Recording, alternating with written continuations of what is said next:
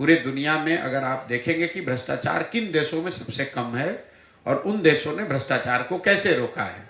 दुनिया में सबसे ईमानदार समझे जाने वाले जो देश हैं वो हैं Scandinavian countries, Norway, Sweden, Denmark.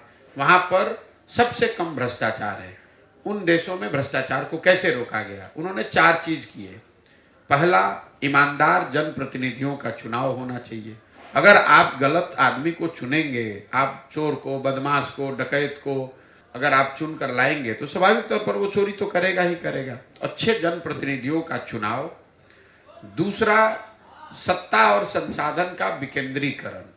सत्ता और संसाधन दोनों का इतना केंद्रीकरण कर दिया गया है कि 5 ही आदमी पटना से बैठ के निर्णय लेता है कौन योजना बननी है, कौन योजना रुकनी है, कहाँ पैसा जाना है, कहाँ पैसा नहीं जाना है।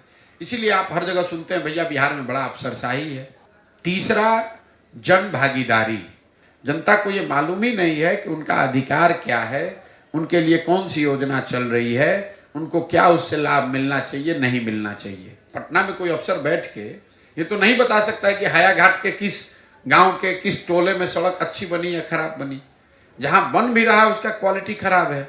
लेकिन अगर आपके घर के सामने सड़क बन रही है और आपको ये मालूम है कि इसका ये मापदंड है, इस आदमी को बनाना है, तो हर आदमी जगह या न जगह कम से कम जागरूक जनता जो है वो खड़ा होकर पूछेगी कि भाई ये क्यों इस तरह से बनाया जा रहा है या नहीं बनाया जा रहा है। और चौथा, बड़े पैमाने पर तकनीक का, टेक्नोलॉजी का प्रयोग। जैसे बिहार में मैं आपको एक उदाहरण से समझाता हूँ। यहाँ पर नल जल योजना में हुए भ्रष्टाचार की चर्चा घर घर में है, हर आदमी बात कर रहा है। नल जल योजना को बनाते समय जो ये इतना हजारों करोड़ रुपए खर्च किए गए, अगर योजना को बनाते समय उसमें एक टेक्नोलॉजी का प्रयोग किया गया होता, स्मार्ट मीटर लगा दिया गया होता, तो पटना से बैठकर आप ये देख पाते कि कब मोटर ऑन हुआ, कितना पानी डिस्चार्ज हुआ, कितना पानी लोगों को मिला और कितना पानी बर्बाद हुआ।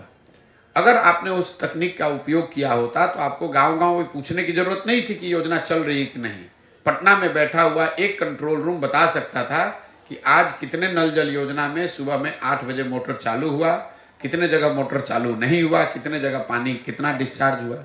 इन 4 चीजों के समावेश से भ्रष्टाचार पर बहुत बड़े पैमाने पर अंकुश लगाया जाए। खत्म नहीं होगा, खत्म बिल्कुल नहीं हो सकता है, ये आप मान लीजिए। ये जो कहता है वो झूठ बोलता है।